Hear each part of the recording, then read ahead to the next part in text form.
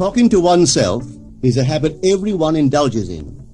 We could no more stop talking to ourselves than we could stop eating and drinking. All that we can do is control the nature and the direction of our inner conversations.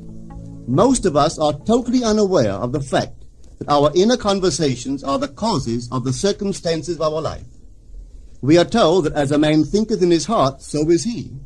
But do we know that man's thinking follows the tracks laid down in his own inner conversations?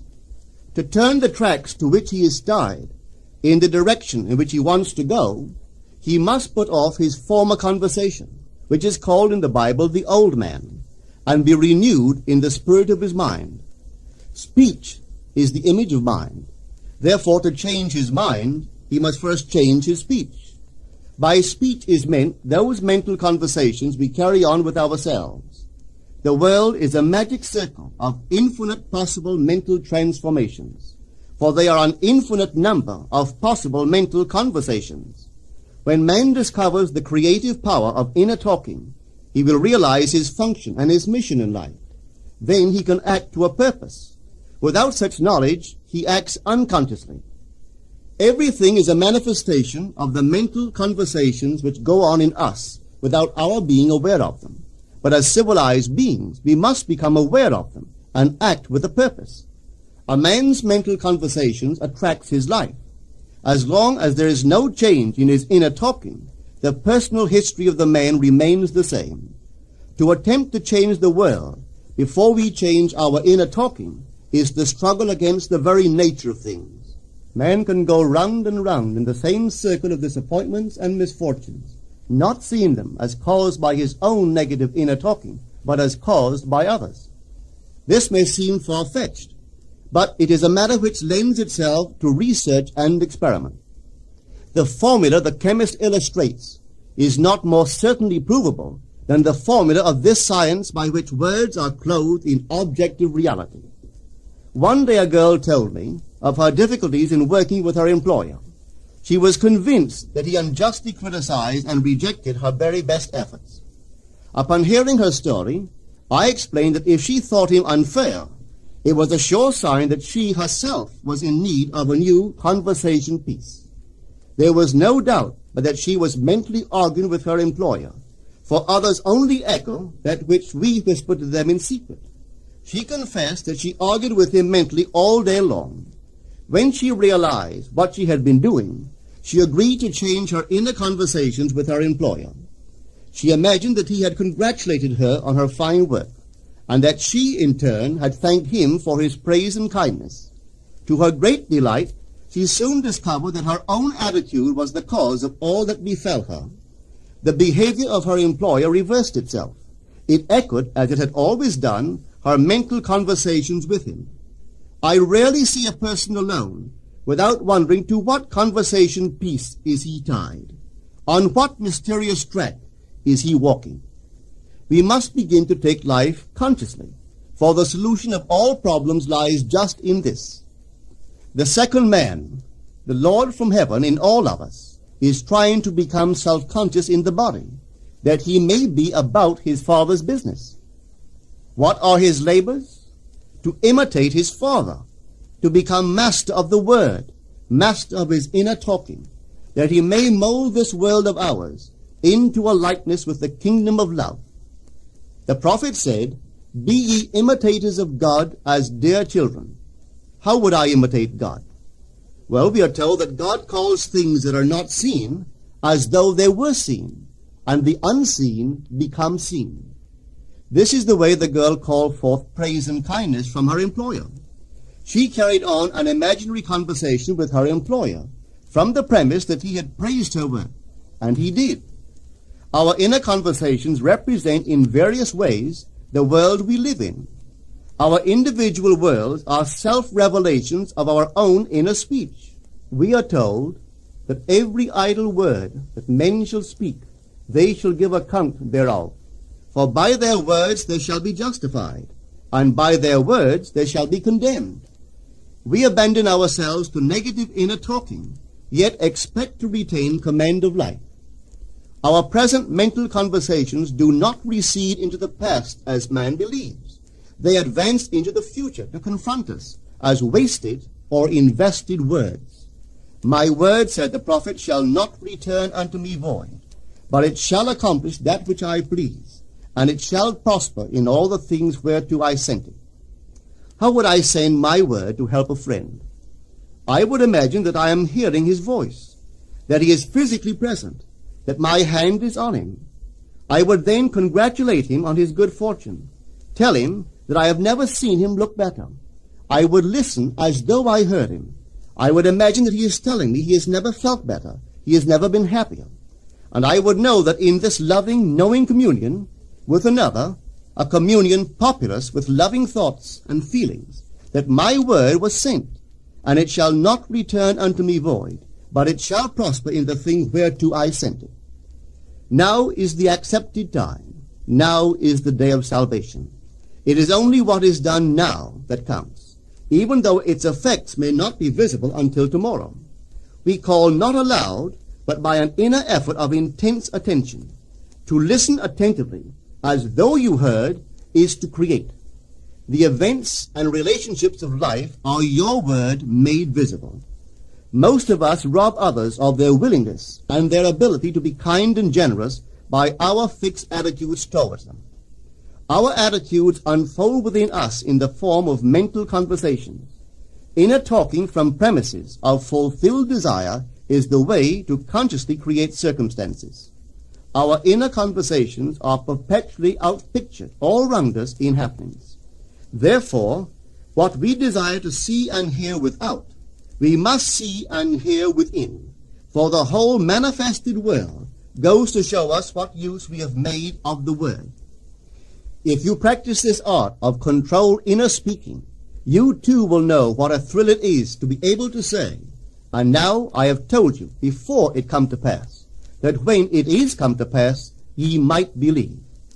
You will be able to consciously use your imagination to transform and channel the immense creative energies of your inner speech from the mental, emotional level to the physical level. And I do not know what limits, if any, there are to such a process. What is your aim? Does your inner talking match it? It must, you know. If you would realize your aim, for as the prophet asked, can two walk together except they be agreed? And of course the answer is no, they cannot. The two who must agree are your inner conversation and the state desired. That is, what you desire to see and hear without, you must see and hear within. Every stage of man's progress is made by the conscious exercise of his imagination, matching his inner speech to his fulfilled desire. As we control our inner talking, matching it to our fulfilled desires, we can lay aside all other processes. Then we simply act by clear imagination and intention. We imagine the wish fulfilled and carry on mental conversations from that premise. The right inner speech is the speech that would be yours were you to realize your ideal. In other words, it is the speech of fulfilled desire. Now you will understand how wise the ancient was when he told us in the Hermetica, there are two gifts which God has bestowed upon man alone, and on no other mortal creature. These two are mind and speech, and the gift of mind and speech is equivalent to that of immortality. If a man uses these two gifts rightly, he will differ in nothing from the immortals. And when he quits his body, mind and speech will be his guides, and by them he will be brought into the truth of the gods and the souls that have attained to bliss. With the gift of mind and speech, you create the conditions and circumstances of life. In the beginning was the Word, and the Word was with God, and the Word was God. The Word, said Hermes, is Son, and mind is Father of the Word. They are not separate one from the other, for life is the union of word and mind. You and your inner talking or word are one. If your mind is one with your inner conversation, then to be transformed in mind is to be transformed in conversation.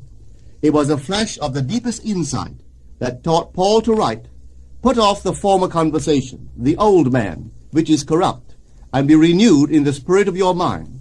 Put on the new man. Put on the new man and be renewed in the spirit of your mind, is to change your inner conversation, for speech and mind are one. A change of speech is a change of mind. The prophet Samuel said, "The Lord spake by me, and his word was in my tongue." If the Lord's word was in the prophet's tongue, then the Lord's mouth that uttered the word must be the prophet's mind. For inner conversations originate in the mind and produce little tiny speech movements in the tongue. The prophet is telling us that the mouth of God is the mind of man, that our inner conversations are the word of God, creating life about us as we create it within ourselves. In the Bible you are told that the word is very near to you, in your mouth and in your heart, that you may do it. See, I have set before you this day life and good, death and evil, blessings and cursings. Choose life.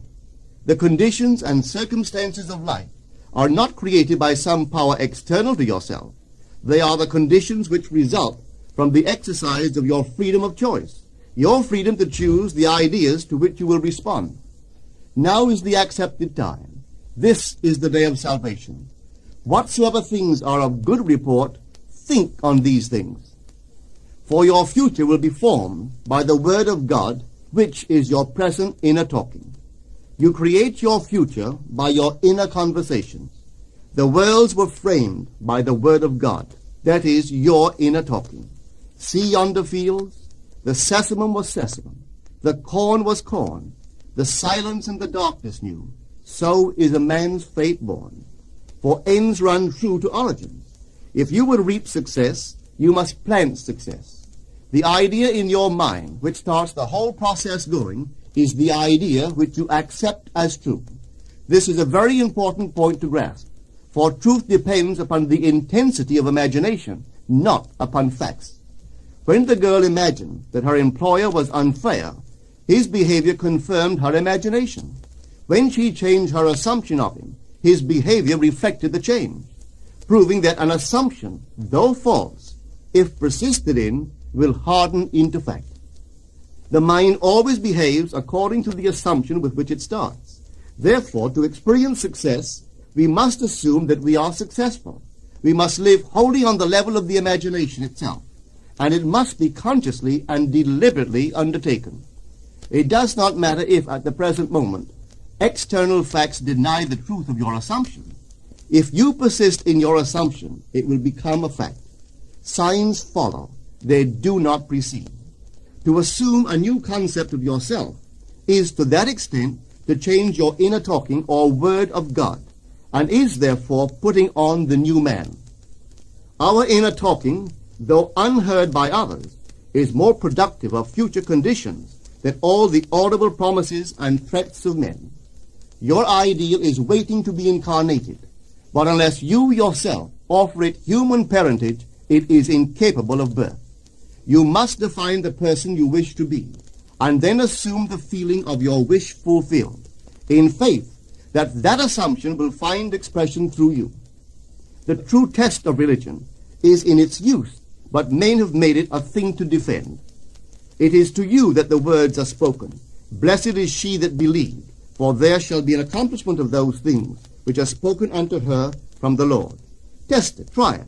Conceive yourself to be one that you want to be, and remain faithful to that conception. For life here is only a training ground for image making. Try it and see if life will not shape itself on the model of your imagination. Everything in the world bears witness of the use or misuse of man's inner talking. Negative inner talking, particularly evil and envious inner talking, are the breeding ground of the future battlefields and penitentiaries of the world. Through habit, man has developed a secret affection for these negative inner conversations. Through them he justifies failure, criticizes his neighbors, gloats over the distress of others, and in general pours out his venom on all. Such misuse of the word perpetuates the violence of the world. The transformation of self requires that we meditate on a given phrase, a phrase which implies that our ideal is realized, and inwardly affirm it over and over and over again until we are inwardly affected by its implication, until we are possessed by it. Hold fast to your noble inner convictions or conversations. Nothing can take them from you but yourself. Nothing can stop them from becoming objective facts. All things are generated out of your imagination by the Word of God, which is your own inner conversation. And every imagination reaps its own words, which it has inwardly spoken. The great secret of success is a controlled inner conversation from premises of fulfilled desire. The only price you pay for success is the giving up of your former conversation, which belongs to the old man, the unsuccessful man. The time is ripe for many of us to take conscious charge in creating heaven on earth, to consciously and voluntarily use our imagination to inwardly hear and say only that which is in harmony with our ideal is actively bringing heaven to earth. Every time we exercise our imagination lovingly on behalf of another, we are literally mediating God to that one. Always use your imagination masterfully, as a participant, not an onlooker. In using your imagination to transform energy from the mental, emotional level to the physical level, extend your senses. Look and imagine that you are seeing what you want to see, that you are hearing what you want to hear, and touching what you want to touch. Become intensely aware of doing so. Give your imaginary state all the tones and feeling of reality. Keep on doing so until you arouse within yourself the mood of accomplishment and the feeling of relief. This is the active, voluntary use of the imagination, as distinguished from the passive, involuntary acceptance of appearances. It is by this active, voluntary use of the imagination that the second man, the Lord from heaven, is awakened in man. Men call imagination a plaything, the dream faculty, but actually it is the very gateway of reality. Imagination is the way to the state desired. It is the truth of the state desired, and the life of that state desired. Could you realize this fully, then would you know that what you do in your imagination is the only important thing.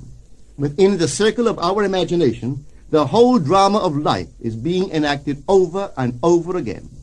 Through the bold and active use of the imagination, we can stretch out our hand and touch a friend 10,000 miles away and bring health and wealth to the parched lips of his being.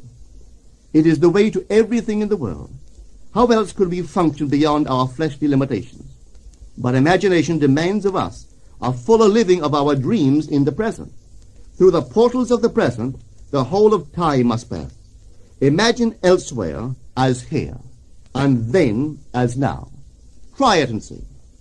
You can always tell if you succeeded in making the future dream a present fact by observing your inner talking. If you are inwardly saying what you would audibly say, were you physically present and physically moving about in that place, then you have succeeded. And you could prophesy from these inner conversations and from the moods which they awaken within you what your future will be. For one power alone makes a prophet, imagination, the divine vision.